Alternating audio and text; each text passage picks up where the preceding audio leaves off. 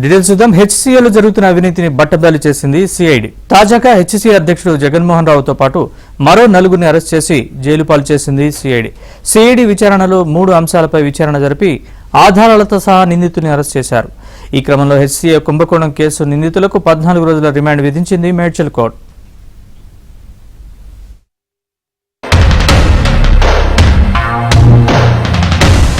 Hyderabad cricket association అక్రమాల కేసులో CID విచారణలో పలు సంచలన అంశాలు వెలుగు చూశాయి.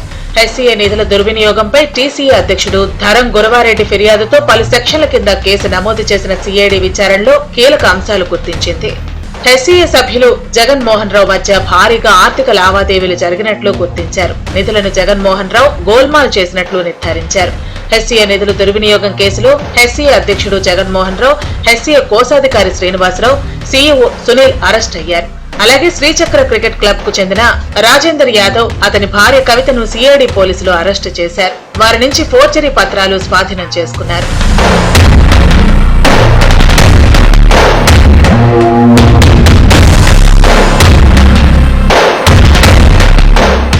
మొదటి నుంచి కూడా ఎస్ఆర్హెచ్ హెచ్సీఏ ఐపీఎల్ టికెట్ల వ్యవహారం తీవ్ర వివాదానికి దారితీస్తూ వచ్చింది. ఐపీఎల్ టికెట్ల కేటాయింపులో భారీగా ఆర్థిక విక్రయాలు జరిగాయని ఆరోపణలు రావడంతో విజిలెన్స్ ఎంక్వైరీ తర్వాత సిఐడి దర్యాప్తు వేగవంతం చేసింది. హెచ్సీఏ అధ్యక్షుడు Jaganmohan Rao, treasurer Srinivasarao, CEO Sunil, general secretary Rajendra Yadav పాత్ర కీలకంగా ఉందని గుర్తించింది. ప్రత్యేకంగా సన్ రైజర్స్ హైదరాబాద్ ఫ్రాంచైజీపై బెదిరింపులకు పాల్పడినట్లు తాజా విచారణలో తేలింది. ఇక మార్చి 27న హైదరాబాద్ లక్నో మ్యాచ్ సందర్భంగా హెచ్సీఏ యాజమాన్యం వీఐపీ బాక్సులకు తాళాలు వేసిన ఘటన కూడా తీవ్ర విమర్శలకు దారితీసింది. దీంతో తీవ్ర ఇబ్బందులు ఎదుర్కొన్నామని ఎస్ఆర్హెచ్ బీసీసీఐకి లేఖ రాసింది. అంతేకాదు ఏకంగా గ్రౌండ్ మార్చాలని కూడా వారు విజ్ఞప్తి చేశారు. ఈ నేపథ్యంలో తెలంగాణ ప్రభుత్వం ఈ టికెట్ల వివాదంపై అప్పట్లో విజిలెన్స్ శాఖకు దర్యాప్తు ఆదేశించింది. విజిలెన్స్ ఎంక్వైరీ రిపోర్టు ఆధారంగా సిఐడి దర్యాప్తు చేయగా మరికొన్ని సంచలన విషయాలు సైతం వెలుగు చూశాయి. వీళ్ళ మీద సిబిఐ ఇన్వెస్టిగేషన్ చేయాలని కూడా అప్పుడు రికమెండేషన్ వచ్చింది. అప్పుడు కొన్ని కేసులు అంతకుముందు ఏసీబీ కేసులు ఉన్నాయి ఇక్కడ స్టేడియం విషయంలో, మిగతా విషయాలలో. అంటే ఫ్రాడ్ అనేది కంటిన్యూ జరుగుతుంది, ఎవరు మారినా ఎవరు వచ్చినా కానీ.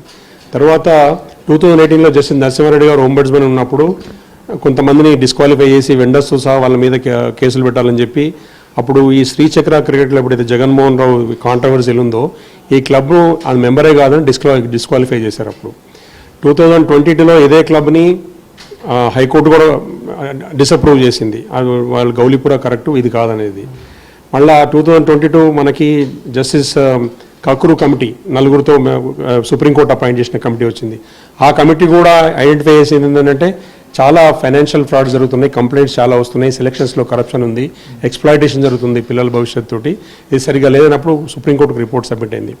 ఆ తర్వాత మళ్ళీ జస్టిస్ నాగేశ్వరరావు గారి కమిటీ వచ్చింది. నాగేశ్వరరావు కమిటీ వచ్చి వాళ్ళు చాలా రిఫార్మ్స్ రికమెండ్ చేశారు ఇంప్లిమెంట్ చేయాలని చెప్పి. ఈ కాన్ఫ్లిక్ట్ ఆఫ్ ఇంట్రెస్ట్ కేటగిరీలోకి వచ్చే దాదాపు 57 క్లబ్స్ని వాళ్ళు ఆయన ఒక 3 years కోసం డిస్క్వాలిఫై చేశారు.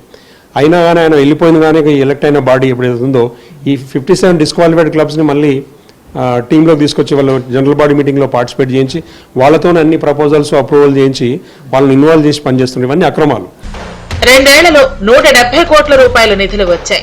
ఆ నిధులు దేనికోసం ఎంత ఖర్చు పెట్టారో కూడా లెక్క జమ లేకుండా నిధులు గోల్మాల్ జరిగినట్లు తేలింది. శ్రీచక్ర అని పేరు పెట్టుకుని ఇది గౌలీపురాను శ్రీచక్ర కింద మారుస్తున్నామని వీళ్ళు అప్రూవల్ చేసుకున్నారు. బట్ ప్రొసీజర్ ప్రకారం తప్పది. ఇప్పుడు మీదొక పేరు, మీ పేరు రిజిస్టర్ అయిందనుకోండి, మీ పేరు మార్చారంటే నా పేరు ఏ నుంచి బీకి మార్చాలని లెటర్ పెట్టుకుంటాం. కానీ బి అనేది కొత్తది రిజిస్టర్ చేసి ఏ లేదు కాదు, బి అంటే చెల్లదు. అది ఇది 2 డిఫరెంట్ ఐడెంటిటీస్ అవుతాయి. ఈ 2 కొత్త సపరేట్ రిజిస్ట్రేషన్ నెంబర్స్ వచ్చినాయి. ఈ సపరేట్ రిజిస్ట్రేషన్ నెంబర్ మూలంగా ఏంటంటే అక్కడ 2 డూప్లికేసీ వచ్చింది. గౌలీపుర అనేది వీళ్ళు ఎంటర్టైన్ చేయట్లేదు, ఒరిజినల్గా అది మెంబరు. శ్రీచక్ర అనేది మెంబర్ కాదు. ఎందుకు అదంటే వీళ్ళ పద్ధతి ఇండిక్మెంట్ ఏంటంటే అందులో మెంబర్షిప్ తీసుకోవడానికి ఒక ప్రొసీజర్ ఉంటుంది హెచ్సీఏలో. ఏది వీళ్ళు జనరల్ బాడీ మీటింగ్ పెట్టి మెజారిటీతో అప్రూవ్ చేయాలి. కొత్త మెంబర్ని తీసుకోవాలంటే పాత మెంబర్ని డిజాల్వ్ చేయాలన్నా అదే ప్రొసీజర్. వీళ్ళు ఆ ప్రొసీజర్లో వీళ్ళని తీసేయలేదు, వాళ్ళని తీసుకోలేదు. కానీ ఉట్టి సెక్రటరీకి ఈ సెక్రటరీకి ఆ సెక్రటరీకి జరిగిన కరెస్పాండెన్స్లో అప్రూవల్ లెటర్ పెట్టుకుంటే చెల్లదు అది. కాబట్టి జస్టిస్ నరసింహారెడ్డి గారు వీళ్ళు కంప్లైంట్ చేసినప్పుడు ఏదైతే ఓంబడ్స్మన్ ఉన్నప్పుడు 2018లో వారు ఒక ఆర్డర్ ఇచ్చింది, ఇది చెల్లదు, శ్రీచక్ర కాదు, ఇది reinstate Gowlipura as a member అని చెప్పి. దాన్ని వీళ్ళు ఇంప్లిమెంట్ చేయలేదు. అది ఇంప్లిమెంట్ చేయనప్పుడు ఇది శ్రీచక్ర కంటిన్యూ అయింది. కంటిన్యూ కావడం ఫ్రాడ్ అది. ఈ ఎపిసోడ్ లో హెచ్సీఏ టికెట్ల వ్యవహారంలో జరిగిన అక్రమాలు ప్రజల్లో ఆగ్రహం రేపుతున్నాయి. విచారణ తుది దశకు చేరుతున్న నేపథ్యంలో మరిన్ని కీలక పేర్లు బయటపడే అవకాశం కనిపిస్తోంది. ఈ కేసులో పరారీలో ఉన్న నిందితుల కోసం సిఐడి గాలింపు చర్యలు చేపడుతోంది.